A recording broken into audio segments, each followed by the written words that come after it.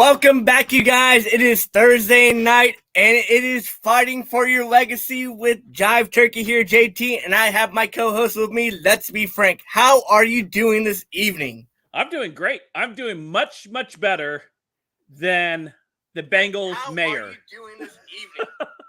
The guy who sat there and talked all that trash, the Cincinnati mayor talked all that trash, talking about how Arrowhead was no longer Arrowhead, but it was whatever they called it. Burrowhead. Burrowhead, yeah. What a way to go ahead and throw a little bit of gasoline onto that fire. Yeah, I'm doing much better than that dude is. or Eli Apple, as he wanted to light his cigar as he got ready to go to the AFC Championship game and was talking all that mess and how they were going to go to the Super Bowl. And Tom Brady, not Tom Brady, but Patrick Mahomes was like, we're going to the Super Bowl. It's all right, we're going to go do our thing. Yeah, so, craziness that happened both weekends' games. I mean, we could never predicted the way these games went. I think you and I both predicted that the game between the Bengals and Chiefs was going to be real close, and which it was. I said I had the Chiefs by 3. You had the Bengals by 7. Is what you had said last week before the game. But yeah, man, we got some games to talk about. We got the 49ers and the Eagles. That game was, man, what an embarrassment for the NFL for that game. Dude, that game was hyped. I was excited to watch that game. I got done with work early so I could come home to specifically watch that game from the beginning. And I was sorely disappointed. We'll talk about that here in a bit, I'm sure. And then the Bengals game, it is what I thought it was going to be, and that's not necessarily saying it was bad. I think it was just a good football game overall, and of course, there's a lot of controversy over the referees and the calls and no calls, the redos, and all of that. I'm sure we'll get into all of that, but hopefully, all the people over at home, how did you guys' predictions do? How were you guys? Were you guys better than us? And who do you guys think earned the Jive Turkey F? We'll get to that here in a few minutes because Jive Turkey, JT over here, polled the audience and they came up with who deserved the Jive Turkey F this week. And I don't know, we might actually be in agreement this week with the audience. So I can concur with you on that. So as I will report on the community page, I put a poll up yesterday discussing, hey, who does everyone believe that gets a Jive Turkey F this week? And they said the Bengals. And let's be frank, what is your thoughts on it? The Jive Turkey F goes to the Bengals. To the Bengals. To the Bengals. To the Bengals, because this was their opportunity. They came in with lots of momentum after beating the Buffalo Bills, after showing that, hey, we're the AFC champs still. We are not to be overlooked by Patrick Mahomes and the NFL and everybody. They had a chip on their shoulder going into Arrowhead. They had a lot to prove. They had to defend their AFC championship from last year against the team that they vanquished last year in Arrowhead. And they came in that game with a lot of confidence, a lot of bravado, coming in, talking about Burrowhead and just doing the Chiefs wrong before the game had even been played. And again, we did mention how Burrows and the Bengals had beaten the Chiefs 3 times in a row. So of course they were coming with their with a big chip on their shoulder, and this is why they earned the F this week, because of how they carried themselves going into that game last week. And almost looking past the Chiefs.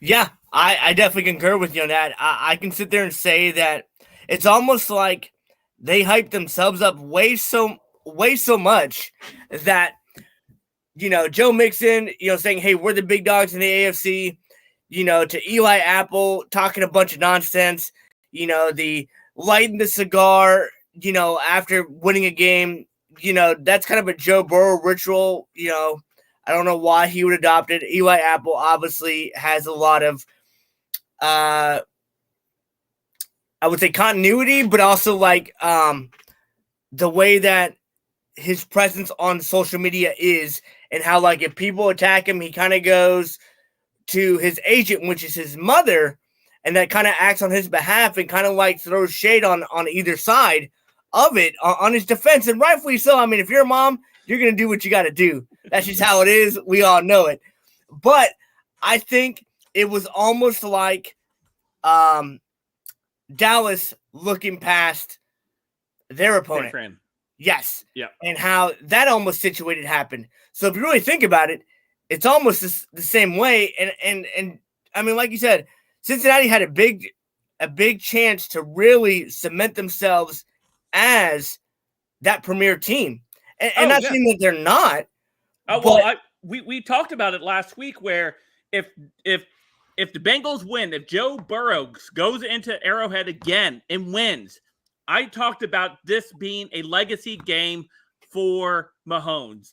He is playing for his legacy, and we're going to talk a little bit about later for winning the Super Bowl. He is playing for his legacy because if he did not beat Joe Burrows last week in Kansas City, then we're talking about a whole nother dynamic. We're talking about how the AFC now belongs to the Bengals, and Joe Burrows, and any future games are probably going to go through Cincinnati at that point because the torch essentially would have been passed. So not discounting that Patrick Mahomes isn't still a great quarterback. He is. However, it would cement 4 times in a row, 2 AFC championships in a row being vanquished at home in a row by Joe Burrows and the Bengals. And you're 100% right. And I just want to hit on something with the passing of the torch. Do you feel like that the passing of the torch was a little bit maybe too soon and the NFL just wants to label someone instead of them? Yes, you won 1 Super Bowl. Great. You did. But it's like we go back to the dominancy of certain players that when they reach that peak, nobody else gets a championship. Mm-hmm. I mean, we'll just say Tom Brady. There was a point where Tom Brady won quite often. Yeah. I mean, and if you look at basketball, Michael Jordan, once he hit that prime and he got his championships, no one else was eating until he decided to walk away. Look at the Dallas Cowboys in the early 1990s and 2000s. They ran the table. San Francisco, the Steelers. Yeah. I mean, those are those dominancies of passing the torches where they talk about those legacy teams that no one else is eating but those teams there. Mm-hmm. So, yeah, I mean, if you recall, I mean, you think about think these legacies, right? We've talked about some of these, how these teams were dominant, right? You just talked about the Cowboys in the early 90s. Prior to that was the San Francisco 49ers in the 80s, right? And it was always a battle then between San Francisco and Dallas in those early 90s games, right? Whoever won the NFC Championship was going to be the Super Bowl winner, essentially. Nobody was better than the Dallas Cowboys, and nobody was as good as the San Francisco 49ers. That was essentially the Super Bowl in those championship games where San Fran and Dallas were competing. And then, San Fran was able to get 1 Super Bowl out of the 90s there in 1994 against Dallas. They were able to vanquish Dallas, and Steve Young was able to finally get that monkey off his back because he won the Super Bowl without Joe Montana around and things like that. So yeah, you're right. You see these transitions of clubs, and then when it went from the Cowboys, we saw a transition happen. And then in the early 2000s, it was the Patriots, and the Patriots ran to early 2000s, and then they were still relevant throughout the rest of the next 2 decades. Right. Exactly. So when we talk about like legacy and the passing of the torch, do you feel like Birdie whispered in my ear today? Someone yes, it is. Yes, it is. Thank you. But that was me. Fair enough. So when it comes to the legacy, do you feel like they're just like, oh, he's next person up when they need to? I mean, not saying Patrick Mahomes. I mean, yes, this is his 3rd Super Bowl in 5 years. Okay, great. He lost to Tom Brady. We get it. I mean, so what's your thoughts on that legacy? I guess where I'm trying to hone in at, if that makes sense. For For Mahomes, yeah, I mean, or as far as the league crowning a legacy player, is that what you're That trying one to there. get? The league trying, yeah, in the league, of course, they're always looking for a face for the product, right? The product is the game. That's the product. Who's going to be on the cereal boxes? Who's going to be on this? Who's going to be able to be this this role model that we can put out there and kids could aspire to be. You look for those athletes that can carry themselves about that. Patrick Mahomes has a very not a whole lot of baggage that comes along with him. For what I know of him, he's a pretty, just an upstanding guy, and he's just a young man, and he looks, very, he plays very professionally. So, and then he's very fun on the field. And so, the NFL sees that, they're like, whoa, this guy could be, the poster child for the NFL for the next 10 years, maybe, if we can take care of him, right? And so the NFL is looking at Patrick Mahomes and that legacy. Did they apply it onto him too soon? Maybe, but they were looking at Tom Brady, who was carrying some baggage already. It was on his later years already, and looking to be retiring here soon. And this was even 4 or 5 years ago. They were thinking that he was going to be retiring, and they were looking who was going to be that next person that was going to be able to be the poster child for the NFL. Because I can't think of someone that reflects the NFL as good as somebody like Patrick Mahomes, other than maybe a Tom Brady. I mean, when you say Tom Brady, it's synonymous with football. When you say Patrick Mahomes, is it synonymous with football? When you think of Patrick Mahomes, do you think championships? Do you think Super Bowls? Do you think the best game that's ever, the best sport played on television? Are those the things that come to your mind when you say Patrick Mahomes? And the NFL was really, I think, really banking on that. And he was an exciting player. I mean, those first couple of years, especially when they had Kareem Hunt in the backfield, they had the cheetah on the wide receiver, and they were fun to watch. It reminded me of the greatest show on turf, the St. Louis Rams, yes, the St. Louis Rams with Dick Vitale, not Dick Vitale, Dick, can't think of his last name, the head coach, Kurt Warner as the quarterback, Marshall Faulk in the backfield, and you have the receivers out there. I can't think of their name. Torrey Holt out there. The greatest show on turf. That's what they reminded you a lot of, and it reminded you of fun football, right? Offensive fun football. And I think that's what the league looked at Mahomes and advertisers and all these other people in the sports media said that he is the guy. He is the legacy guy. Alrighty. Well, I think we hit that really, really well. So let's pop over to your favorite game that you decided to go sit home and watch the whole game. My gosh. the San Francisco 49ers and the Philadelphia Eagles. I'm going to let you take this first due to the fact that you specifically went home to go watch this whole game. Let me tell you what.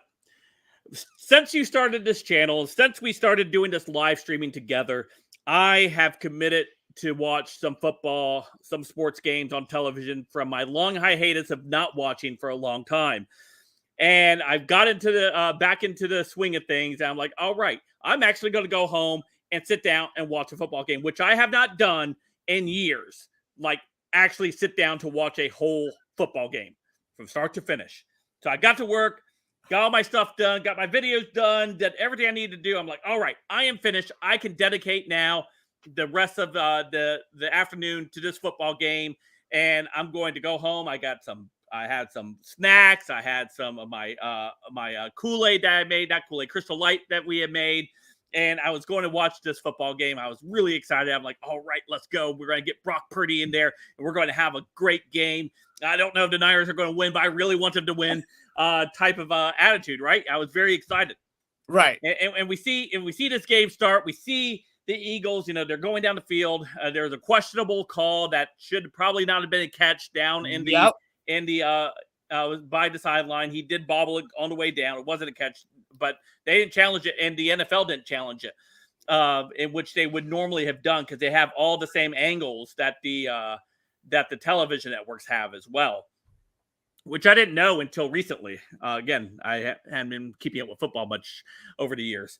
So I learned that on that day. And what I also learned, it was this. A couple years ago, the NFL made it a rule you couldn't carry 3 quarterbacks on your roster. You could only carry 2 on your roster. So that's something else I learned this week after being away for so long. And so, but you know what? You're thinking, my quarterback isn't going to get hurt. This dude's hot right now. Yeah. So the Eagles get down, they score. I'm like, okay, whatever. They scored. The Niners get back, and I'm like, all right, we're going to have this awesome drive. We're going to respond. If we don't respond with a touchdown, we're going to respond with a field goal. It's going to be a good game. Dude, like the third play of the game, Brock Purdy goes back to sling back, and I guess I can't think of his name, that came rushing off the edge there, bent his elbow backwards, and he tore all the ligaments, or a lot of the ligaments in his elbow, where he's going to require major surgery on that elbow now. And then they ruled it a fumble. They didn't rule it an incomplete pass. And I was like, is this really happening? Is this happening right now? and then the defense, defense has to come back out. And it's just, you feel the air suck down the team a little bit. This, our starting quarterback, the dude that has just won like 7 straight games. Yeah. Hot. He's out. And everyone's looking over like, who's the backup? And they look, and it's this guy, the journeyman quarterback that's been around the league for years of team and team. And I'm like, well, Kyle Shanahan can still manage this, right? He can still manage it. He's going to, there's some stuff he won't be able to run. That's fine. He can still manage this. You're going to put him in there. He's going to manage it. All right. So, it's 14-0. He comes in, and he engineers a touchdown drive, right? You get Christian McCaffrey breaks away for a touchdown. It's 14-7. All of a sudden, it's a ball game again. Yep. You're like, all right, this is going to go good. Then what happens? The Eagles take out the backup quarterback with a concussion. Yes. He goes out. And we're like, is there another quarterback? They camera pans over to, what's his name? Christian McCaffrey. No. Well, they did pan to him, but the quarterback that Purdy replaced. Jimmy Garoppolo. Yeah, the fans over to Jimmy Garoppolo. I'm like, dude, he's not even U4. He ain't playing. Quit looking over there. Because there were speculations that he might have been able to be ready to play. Yes. For that game. Remember, we talked about that. That would have been huge if that was the case, but it wasn't. Yes. It wasn't, and it was a train wreck from that point forward, because the Eagles knew there was nobody to throw the football. They could stack the box, and they could just blitz. And it was over. It was over. And I was very disappointed. And for the fan, as a fan, I was very, very disappointed for people that tuned in to watch that game. I was like, man, people tuned in to watch a good football game, and they got this. They got a team that was not playing with a quarterback. Yeah, because Brock Purdy talked about it in the press conference afterwards. He said he couldn't even throw the ball barely 10 yards. He couldn't do it. Yeah, that's like they said all he could do was like a loft pass, essentially, nothing to like fully extend. Right, and that would have been picked off if they would have kept trying to do that. Yeah. So with that being said, what I guess as a 49ers fan, how did it make you feel knowing that you guys got just rolled and like you knew you didn't have a chance anymore? Well, it just, it sucked. It sucked as a fan, and you're like, man, that really sucked. This game could have been way different. It could have been a way more competitive game. Maybe could have exposed the Eagles for more, because what's his name hadn't had a passing touchdown that entire game. Up to that point, Jalen Hurts. So the defense was doing its job. And he didn't want to run either, because they had all those things covered. But once the other team's no longer a factor, the defense is going to wear down. You saw the penalties start piling up because you're frustrated. You're trying to play extra aggressive because you're trying to make a play happen. You're trying to either get a sack fumble, or you're trying to do something to keep your team in it. And it snowballs and just becomes a very bad game. You couldn't wait to be it over. You couldn't wait to be it over quick enough. You're like, we just call it now. Yeah, like wave the white flag, like, hey, we're done. Like, we're done. We're going home. We're going home. I can sit there and say from my end over here, like, I sat down and watched the game as well, and I was kind of in disbelief that the same defensive player knocked out not just one quarterback, but the other one. And I'm like, I don't think I've ever seen that. Like, legit, like the same player, both quarterbacks. Yeah. Yeah, and there was a lot of bad calls. I know I was watching, I was on Twitter, and I saw a lot of people talking about, how there were so many missed calls. The offensive lineman on the Eagles was consistently jumping off sides every play, or not jumping off sides, but jumping before the play would start.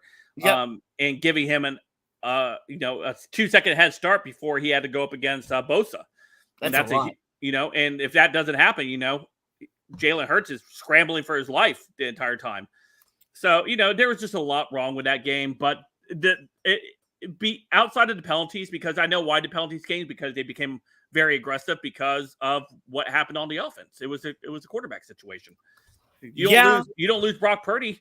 That game, I had the Niners picked to win by 7 that game. And I think it would have happened. I mean, the defense was playing lights out. The defense was doing this job, but no quarterback, you can't do anything. I mean, it is what it is at that point. Yeah, I mean, you're 100% right. When you don't have a quarterback, and like me being a Jaguar fan, like I understand that point of view, because like we finally have a quarterback. But like when you just know you're just outmatched, and you just don't have somebody throw the ball to at least give your team a chance to win and to make a play, like you're fighting with one hand, legitimately, and the team can only do so much now, and that's like the team's gonna do a scoop and score or get an interception or something like that to put some points on the board. Like there was no coming back from it, and Philly they caught wind and they caught that traction, and they didn't look back, and they rolled straight through it. So like hats off to the Eagles. They did what they needed to do. They got the win. So I mean, It is what it is. And the thing is too, they didn't I think a lot of other teams would have kind of just played down to, like, how some teams will play down to the level of their opponent. They didn't do that. Yeah. They just kept rolling. Yeah, that's what you need to do. You don't want to give that team any life whatsoever. No glimmer of hope. Yeah, none whatsoever. So the fact to see that Philly handled their business like they were supposed to, and they delivered that win, hey, good on them. Good on Philly. Good on Jalen Hurts. I was watching a clip earlier today. And who still the biggest losers are? The Dallas Cowboys, because they probably looked at that and are like, you just gave it to them, 49ers. You just gave it to them. I mean, you're right. Dallas Cowboy fans are sitting there like, that could have been us. Yep. I mean, Dallas failed me too. So, I mean, Dallas was supposed to be the NFC Championship game. That didn't happen. So, that's how that went. And let's go to this game here. This game had a lot of controversy written all over it. Yeah, I'll let you lead with this one. So I was texting back and forth with one of my buddies that lives in Kansas City, and diehard Chiefs fan. He's from the area, and we're going back and forth on it the whole game. I did ask him in particular about the that call that was missed, that third down extra play call. Yeah. I did ask him about it as well too, and I was like, hey man, I go, you being an avid fan that you are, what is your honest thoughts on it? And he was like, no, they missed that call. He's like, it should have been 4th down. He said they'd already ran the play, the punting team was already coming on. He's like, it shouldn't even have been a thing. He's like, but there was another penalty on that side anyways. He's like, it could have possibly canceled it out as well too. I was like, okay, that makes sense. I go, now, were you impressed with Patrick Mahomes and how he played? And he's like, well, he played well. He's like, but it could have went either way. And I 100% agree with him. It could have went either way. Joe Burrow left a lot of plays on the field, but I mean, that defense I don't think is getting enough credit. That Kansas City defense is not getting enough credit for what they did.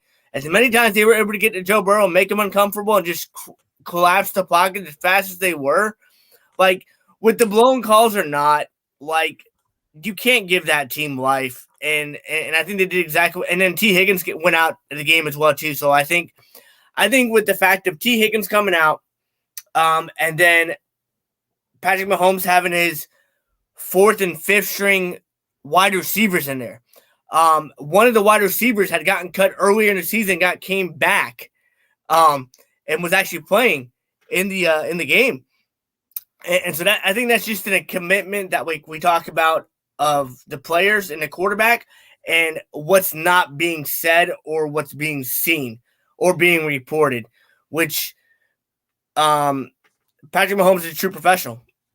Yeah, and to Patrick Mahomes' credit, watching that game, he played like his legacy was on the line. He left it all out on the field. There was plays that he was visibly hurt. You could see him hurt. Yeah.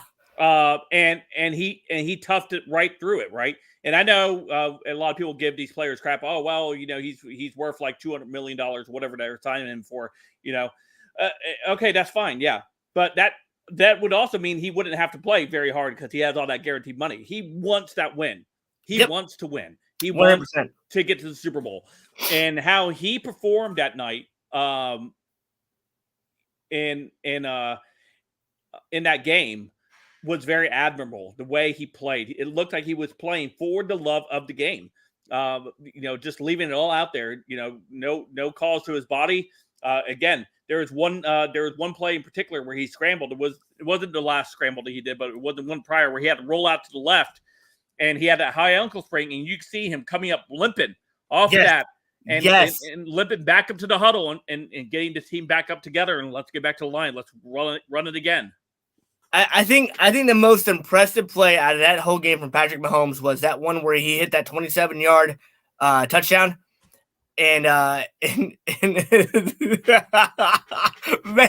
our NFC guys are upset with this whole process.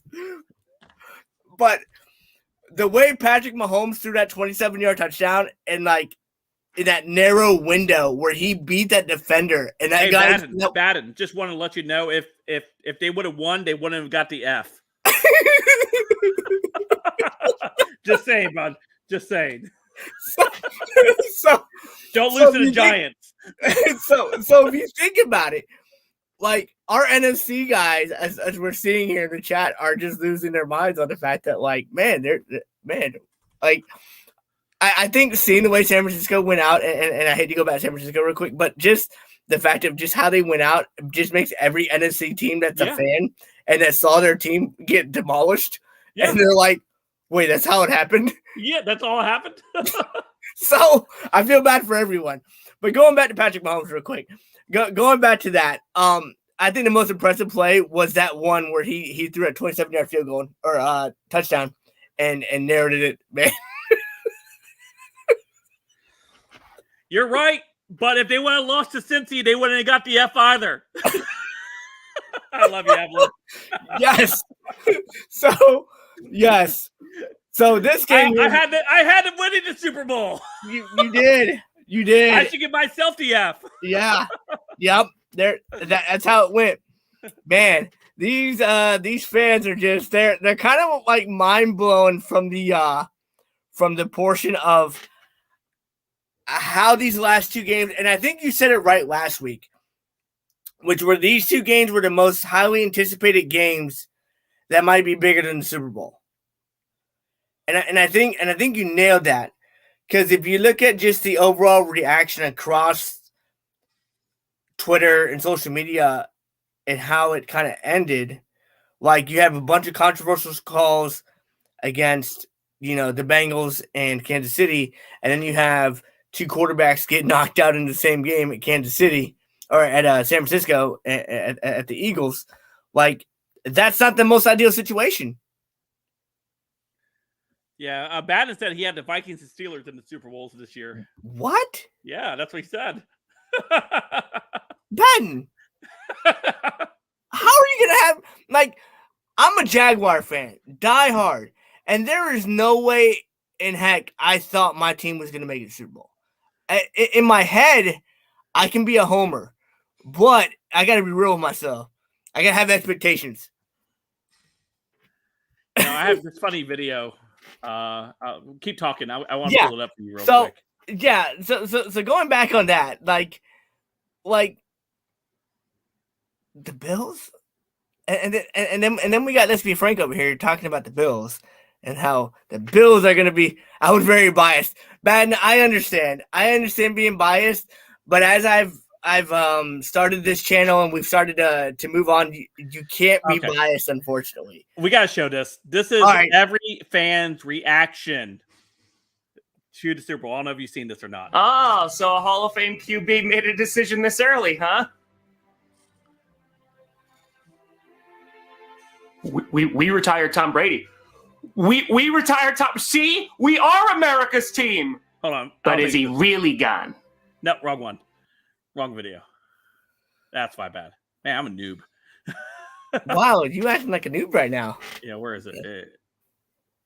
So as he's finding this video, guys, if you haven't subscribed yet, go ahead and hit that subscribe button, hit that share button. There it is. Remember that we're always live. Did you find it? Yeah, I got it. All right, because you're a lot better infomercial than I am. We lost to the 49ers just for that to be the NFC Championship game. And now the Eagles are in the Super Bowl. Why? Oh, what's that? We're still being called fraudulent? Well, we can be fraudulent all the way to the Super Bowl. Another lost NFC Championship game because we didn't have a quarterback. We're not the Packers. We're not the Packers. 5 sacks, 2 interceptions. But yeah, it was the refs. Know your role and shut your mouth, jabroni. Fire the refs, impeach the mayor, and no one from this fan base is ever trash talking again. See you in Cancun, Bengals.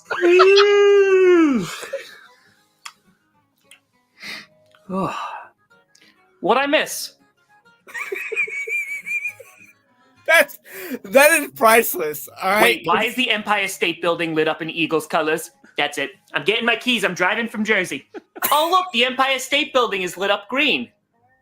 That's for us, right?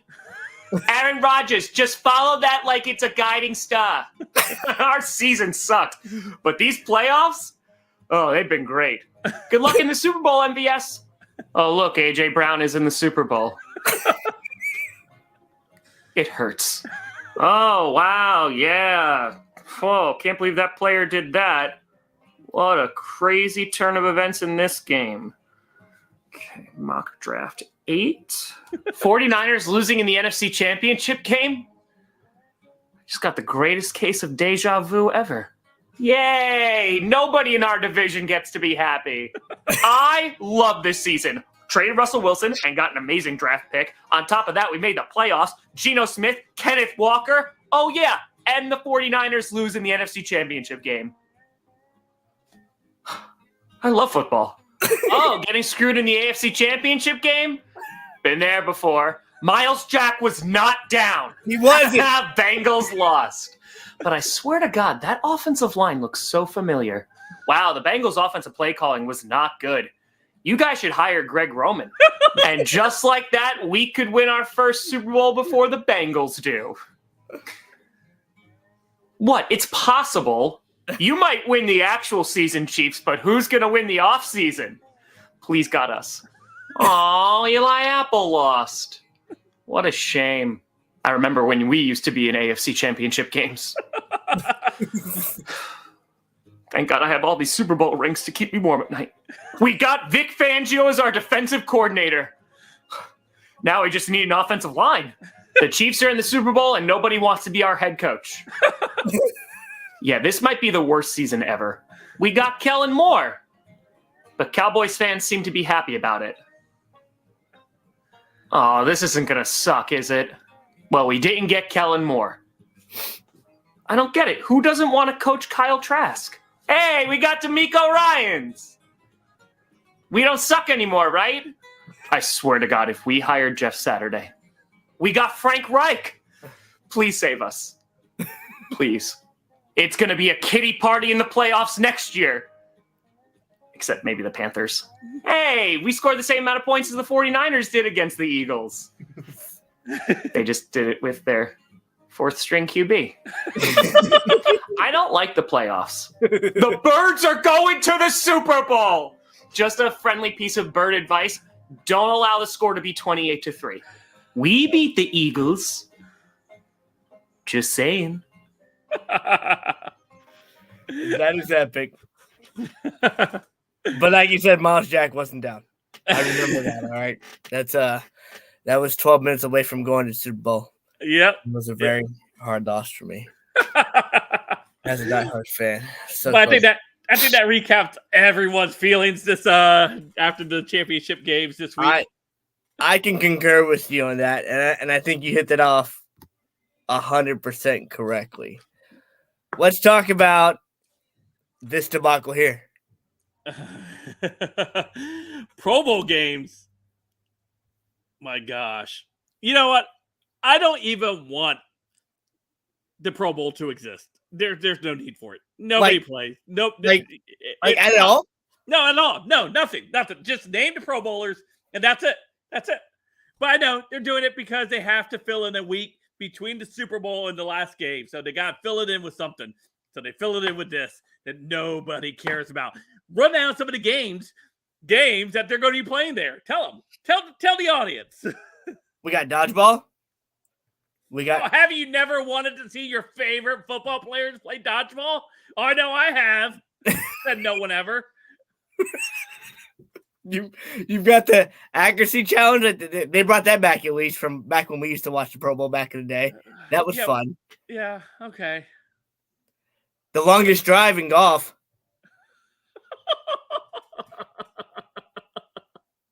What else they got? Flag football. Flag football.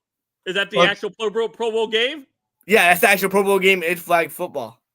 Oh, so they're it's not like they're not going pad to pad. They're just playing flag football. Yeah. Maybe if it was like the Hall of Famers that were playing flag football, I could see that. What? I don't want to see them play flag football. No, not even once. No. Why? No. They're not 10. They're not 10 years old. But you don't want to see Aaron Rodgers hit the longest drive or? No, I don't want to see any of that. That's garbage. That is garbage. But they have to do it because they got to make money. You're right. So and sportscasters all over ESPN, NFL Network, all these places are going to be falling all over themselves, talking about, oh look, what's his face hit the longest drive today. Oh, okay, great. How's that relative to football? How's that relative to him making the next, becoming the next Super Bowl champion? How's that relative? It's not. It's not relative. It's not. So. Oh yeah, and then they still have the the pregame NFL flag presentation by the Youth Championship. I've been to the Pro Bowl. So I went to the Pro Bowl a couple years ago when we almost went to Super Bowl. And we had like 6 Pro Bowlers and I went down to Orlando and watched the Pro Bowl. It started raining, unfortunately, about the quarter. But what I can sit there and say is you're scoring 40, 50 points in a game on both sides. Like, are we really?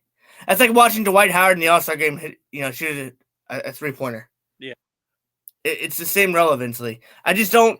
I think you're 100% right. I think they should just do it like the NBA does it, or unless they do some significance.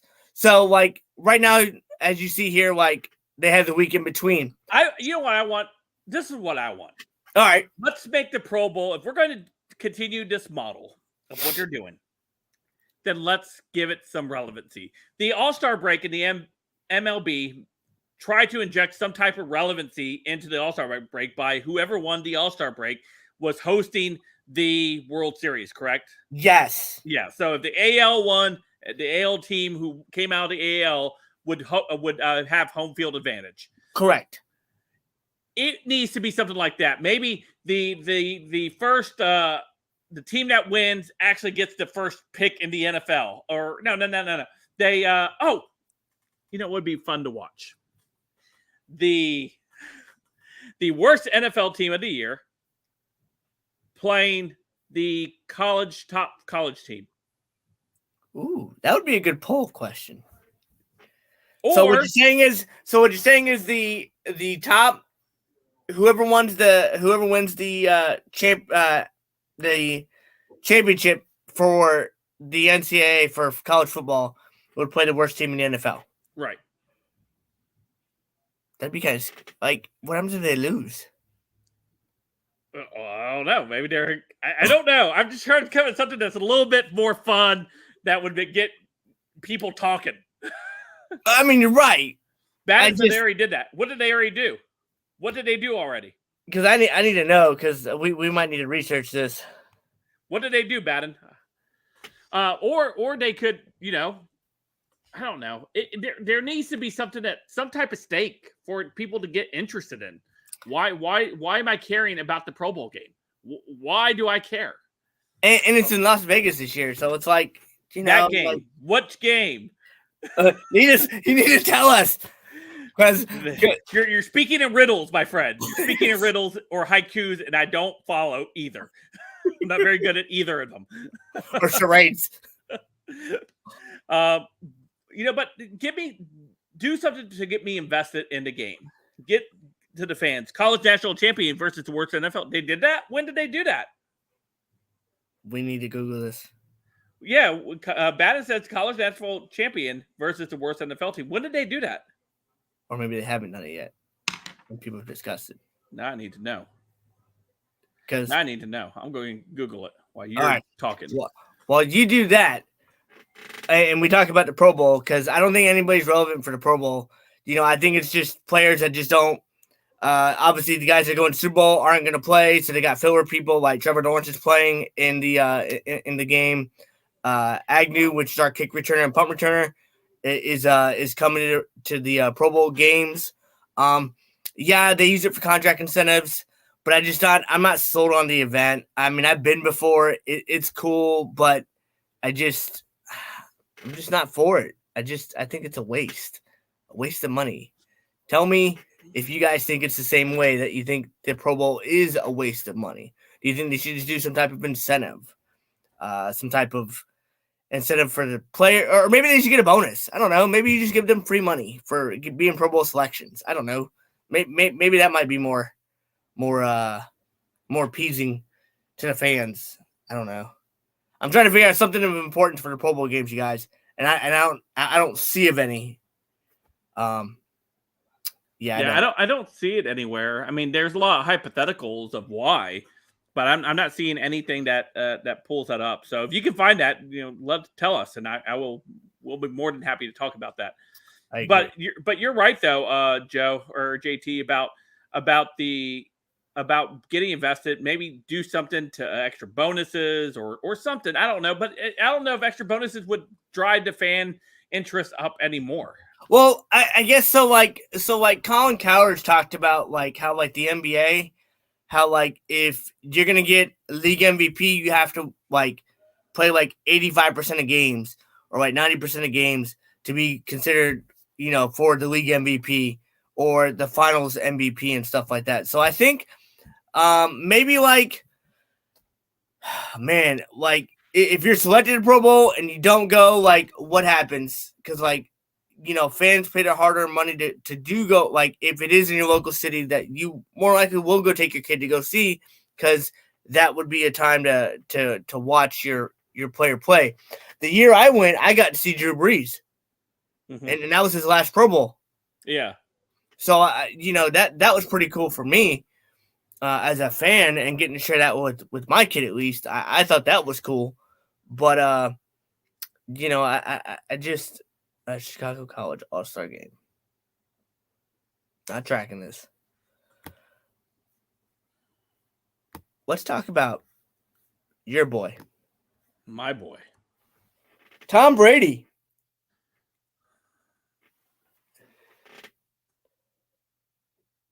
Tom Brady what? Retired. I thought the phone thing, like just him doing it in front of like this, I felt there was no elegance to it. I felt like he was just like, I'm going to just retire. I'm going to just use my phone like how we use our phones and make a video. Okay, I have this up here. In Chicago College All-Star Game, the Chicago Charities College All-Star Game was a preseason American football game played from 1934 to 1976 between the NFL champions and a team of star college seniors from the previous year. It was also known as the College All-Star Football Classic. The game was contested annually except for 1974 due to the NFL's strike that year. It was played in July, August, or September in the 42 College All-Star Game. The defending pro champs of 1931, the All-Stars won 9 and two were ties, giving the collegiates a 0.238 winning percentage. So they basically, out of 10 games, they only won 2 for that. So there you go. Yeah, there's a little bit of history. Wow. Ben, we appreciate that because I don't think anybody has even talked about that. Yeah. So that is kudos to you. Yeah. I thank you for that whatchamacallit? Information. History. Yes, History. I like it. History lesson. Thank you, Baden, for that. We appreciate You know what? that. Speaking into Tom Brady retirement and the way he did it, and you know what? Let me go ahead and do this. Let's pull it up, JT. Right. Do you have it, or do you want to pull it up? I know you sent it. No, I just sent I didn't actually send the thing. I got it right here. Oh, you got it. If you got it, let's roll it. Yeah. Let me share it on our screen here. Ben's like, I saw it on YouTube Short. Yeah, I watched it on TV while I was at the office, and I was like, all right, you ready? All right, here you guys. Here it is. Good morning, guys. I'll get to the point right away. I'm retiring for good. I know the process was a pretty big deal last time, so when I woke up this morning, I figured let's record and let you guys know first. So I won't be long-winded. You only get one super emotional retirement essay, and I used mine up last year. So really thank you guys so much, to every single one of you, for supporting me, my family, my friends, my teammates, my competitors. I could go on forever. There's too many. Thank you guys for allowing me to live my absolute dream. I wouldn't change a thing. Love you all. All right. Reaction. Man, so when I saw it and I saw it on TV, I was like, I got to go to my phone and figure this out because, like, I just felt like his family. That's a lie, man. That's harsh. I just think he would have like done something different. Well, he mentions in there that he's already used up his super emotional retirement speech, which was last year, and so it wouldn't be right to do another one, I guess, in his mind. You said something last week, and I want to touch on that. You talked about how there was something that happened with them trying to trade him to it was like a NFL tampering or something like that. Tampering, yes, last year. And he in Miami is where he wanted to go, where he was trying to go, but because they offered him ownership stake. Right. Do you think this is maybe a way to maybe go around that, maybe retire and then come back, or do you think he was actually sincere in his retirement? That was it. That his last game was against the Dallas Cowboys. Dallas Cowboys. That was it. Dallas Cowboys retired Tom Brady. Is that how we're looking at this, or is there something more to it? Or maybe it's he retires and now he can get ownership stake in Miami now. Okay. And then now he's able to be an owner. Okay. So, which means now he's back as probably not a minority owner, but some type of ownership to the Miami Dolphins. He's going to live in Miami. His kids go to school in Miami. His ex-wife's in Miami, which will allow him more flexibility to be at home and be that dedicated individual that he probably wants to be. Because if you think about it, like the game of football has literally taken everything from, unfortunately, Tom Brady. You know, he lost his whole family. He had to come back to the NFL due to fact because of the potential lawsuit and tampering charges that were getting ready to be filed from the NFL. And if that happened, you know, if you think about it, you know, the FTX stocks that, you know, plummeted, lost a lot of money there. He's had a potential contract with Fox right now for $325 million. And not sure what capacity he will work for Fox with, but you're talking that's the type of serious money that he's in a pool, and he's able to obviously dedicate time to, you know, his outside sources of what else he wants to do. I just don't know. I think there's more to the story. All right, so what's your hunch on it? Because you seem like you've got something. I don't have anything outside of what we see right now. However, it just feels weird. Just the whole way it's gone about. It reminds me. So I have in my gut. I think we see him next year. Okay. In my gut. So I know you and I were talking a couple weeks ago, and I told you I do have someone that I work with that is close to Tom Brady. And I'm curious to just peg and just see like what's the temperature of it and see like if Tom Brady is gonna like you say come back, because it's hard to believe that you go from leading the league in touchdowns, passing yards, completions. No, I'm talking about the year prior.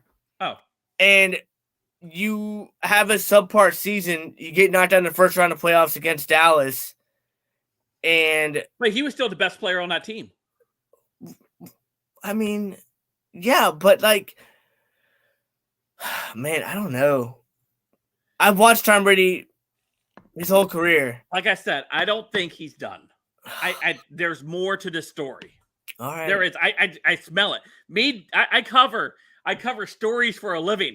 I know you do. And I just feel that there's more to this. Not just him retiring on the beach on a cell phone and uploading it to his Instagram. There's Isn't that crazy though? That's what anybody would do. There is more to this than just that. I know there is. I have a hunch. My journalistic instincts tell me that there's something more to this. Okay. If I had the time to dedicate to chase this dog down, I would, but I don't. But in my gut, if I'm just looking at this from afar, and based off of everything, we see a whole body of work. We've seen, you know, the retirement from last year. We see his family, you know, him and his wife get divorced for whatever reasons they get a divorce for, right?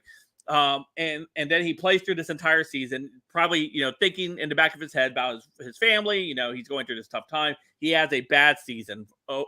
As a team, they have a lackluster season, right? And then it comes to the end. Maybe he doesn't want to be bombarded with so many questions about who you're going to get traded to. Are you looking to play in with their team? What's your legacy? What's your future? Blah, blah, blah, blah, blah, blah, blah. That comes along with it. So he decides, hey, I'm out here on the beach. It's really nice out here. I got the waves crashing. You know what? Let me go ahead and fire Instagram. Let me go ahead and put all these things to rest, and then I can work in the background while everyone thinks I'm done, and I can work over here and maybe pop up later on and say, oh, just kidding, guys. I'm back, and I'm playing with the team I've always wanted to play with. I don't know. It just sounds like there's something more to it. You just blew my mind with that, because you remember how like MJ used to tease like a lot? I mean, remember when MJ obviously, you know, retired and then like took 2 years off and then came back and played for the Wizards as an owner, remember? Yeah. So I'm just saying. He's not under contract. Yeah. So if he does do that, he could do that. It just feels like there's more to the story, and we're not getting all of it. And obviously, we're not going to get all of it right now, unless you're within his inner circle, and they're probably sworn to secrecy. I don't know. His wife is the one that leaked the retirement, so I don't know, man. He needs to tighten the circle. Yeah, but I don't know. I just think that there's more to this than just him retiring. There's something else that's at play, and you know, I like Tom Brady. I like him as a player. I like him as a competitor. I just think that there is something more than what we're seeing right now. And I'm just going to tell you this right now. Put a pin in it. We're going to be talking about Tom Brady at some point in the preseason. Okay. So we're Thank you, Tom Brady, for everything you did, because I do remember that Super Bowl of going 28-3, and it was funny because I was on a work trip, and my buddy that is from Georgia, born and raised, he's like, I'm going to bed. It's 28-3. I'm going to bed. They're winning. I'm going to win. And I'm like, nah, man, I got to watch the game. And Tom Brady does what Tom Brady does, takes it to overtime and wins it.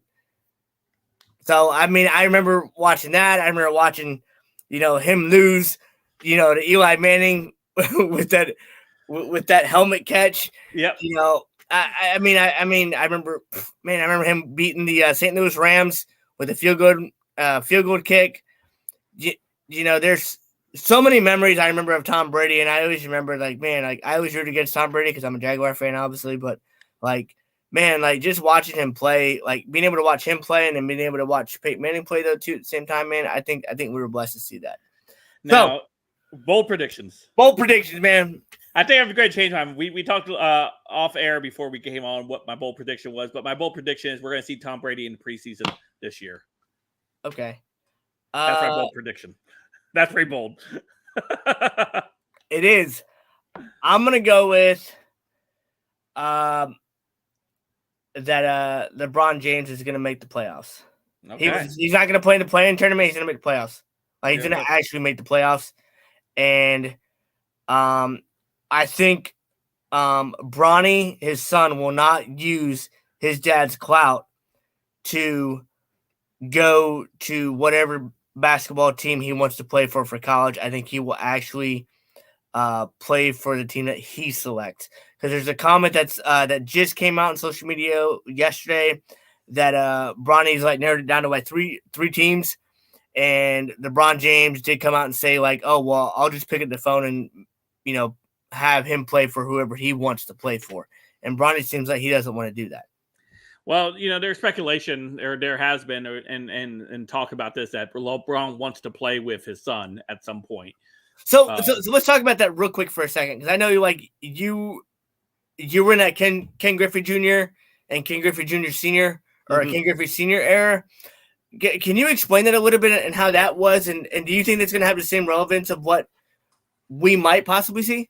Well, I don't know about too much about that. I remember it, but I don't remember it. I wasn't a big baseball fan, so for me, it wasn't anything. I didn't get into baseball until probably the late 2000s. It's when I got, or early 2000s when I got into baseball, really kind of following and trying to understand it. But I think relevantly to be able to play with your son, I think is something. I mean, we see kind of on the golf course right now with Tiger Woods and his son Charlie. I think that's awesome. And we see how their chemistry is and how they approach the game, and his dad being that mentor to him. And at some point, I'm sure that his dad's going to want to play in a tournament with his son at the highest level, right? He's going to want to do that.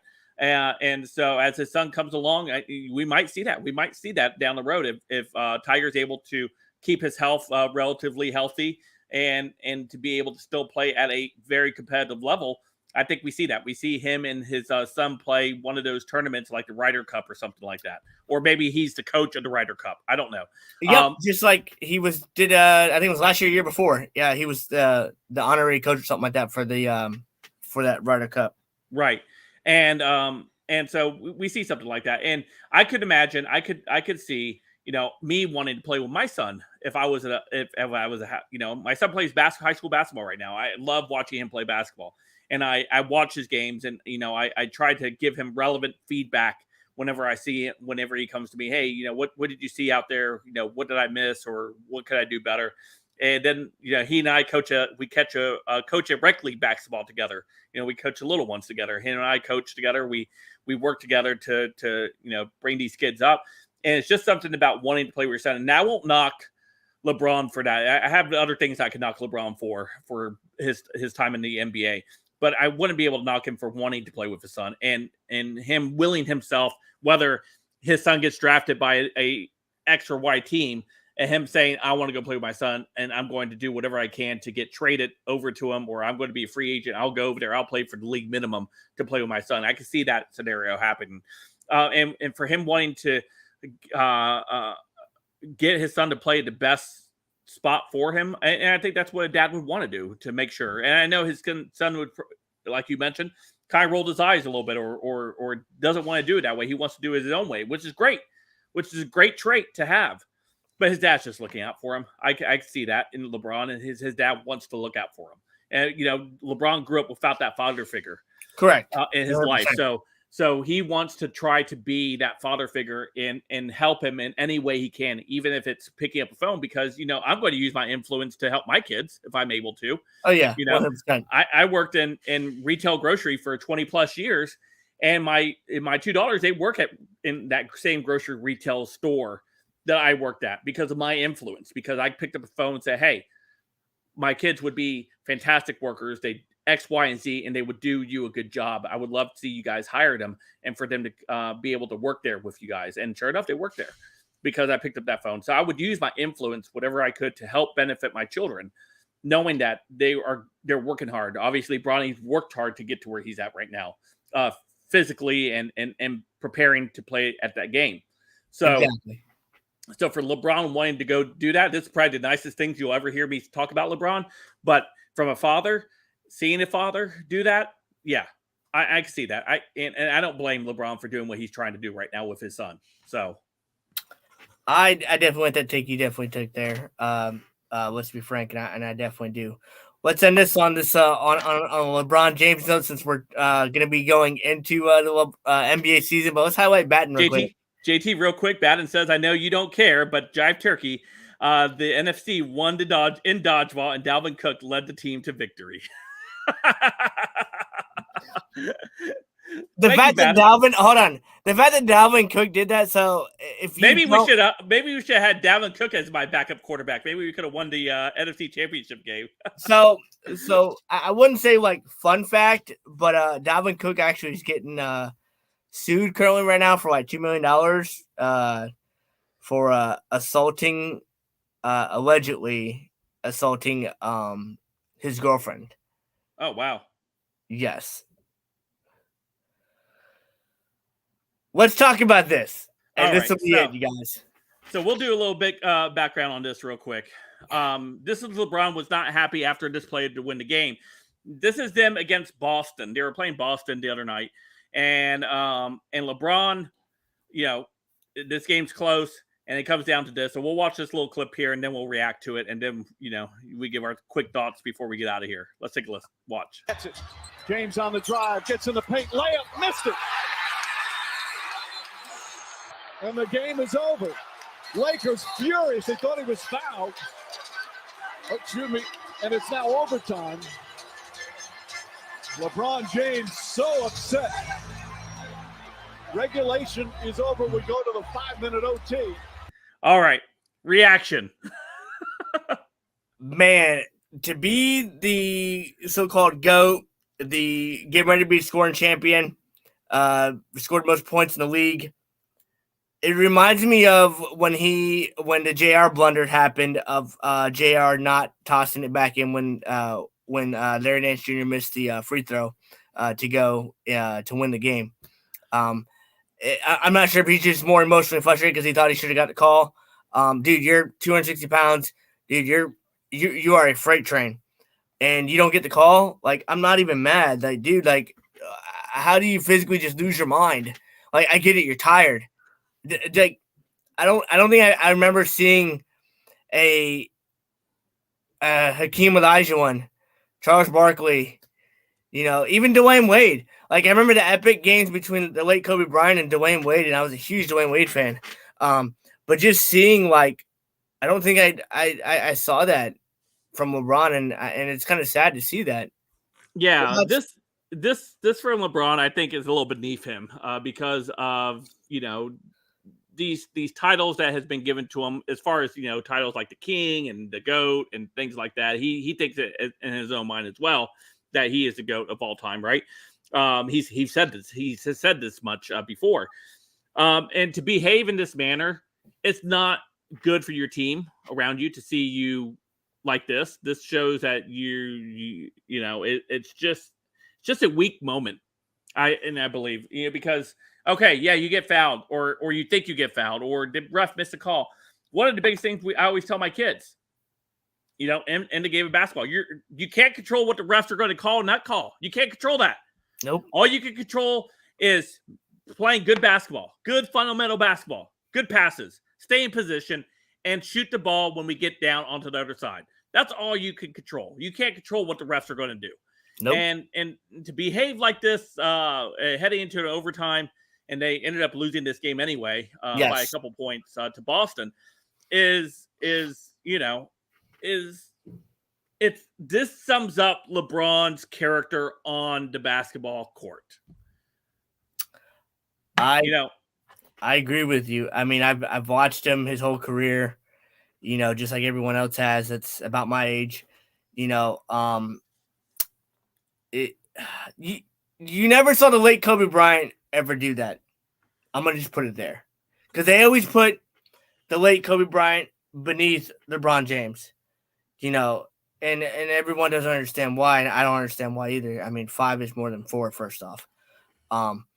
But in one team, only playing with one team. Yes, he did. And you know what? I used to root for LeBron back when he was a Cavalier the first time, and he was fighting and carrying that team. He carried them all the way to the championship against the Spurs. Yep. And I remember rooting for him. I remember him getting past the Pistons, or was it the Pistons that he got past? Or Pistons and then Orlando as well too. Yeah, and him getting past that, and I rooted for the guy. Like, this is how it's done. You're carrying your team, and hopefully your home team. Yeah, hopefully the Cavaliers are going to put some more talent around you. They never did at that point, but then for him to make that big announcement, I'm going to take my talents to Miami. I just kind of like, dude, all right, whatever. I'll tell you what. I'll leave you with this, and I remember watching that free agency, because Dwayne Wade, obviously he's down in Miami doing his thing. He already won a championship with Shaq. Yep. Chris Bosh had already announced prior to LeBron announcing he was going to Miami. Chris Bosh had already announced, "Hey, I'm going to Miami." He had already signed with the team, so I thought in my head, I'm like, okay, LeBron has enough issue with just playing against Dwayne Wade as the main scorer, but now you add Dwayne Wade and Chris Bosh. There's nobody coming out of the East. So the way I looked at it is like LeBron had to come to Miami, because if he didn't, he possibly wouldn't be going to 4 more NBA Finals. Here's a quick question for you: if LeBron doesn't go to Miami and it's Chris Bosh and Dwayne Wade, do they win a championship together without LeBron? Yeah, they would have beat Dallas that year. Yeah. So if you look at that 2010-2011 finals, Dwayne Wade averaged over 30 points a game. Okay. LeBron James melted down, had multiple turnovers, and just wasn't in the game psychologically. Right. So if you think about it, if you take him out and insert a role player, I mean, look at who they had when they won the 2006 championship team. You had James Posey. You had Alonzo Mourning. You had Shaq. You had Jay Will. You had a young Udonis Haslem, a young Dwayne Wade. I mean, you had more veteran players around Dwayne Wade that were almost over 10 years older than him, and those players had 12 to 15 years in the league. And they were on their back end of their careers. Yes. Yeah. Yeah. So interesting. Okay. Yeah. So anyway, so we leave it off with this. Do not be like LeBron on the court like this. Don't be that dude. Again, I'm not going to bash him for how he raises his family, because I think he seems to be a pretty good family guy, and that's all the kudos to him. And I'm glad that he's a part of his kids' lives, and it's something that he didn't get to grow up in. And I'm glad he broke the cycle in his family there. And so for that, all the kudos. But man, don't act like that on the basketball court. Don't act like that, man. You're supposed to be the GOAT. If you're the GOAT, you act like the GOAT. You don't act like the player that, I don't know. You just don't act like that. I agree. So, well, you guys, that is our show for this evening. I greatly appreciate all the support. Like always, we appreciate you stopping in and spending your Thursday night with us, you guys. That kept me awake while running my head. Well, I am glad we were here for that type of entertainment.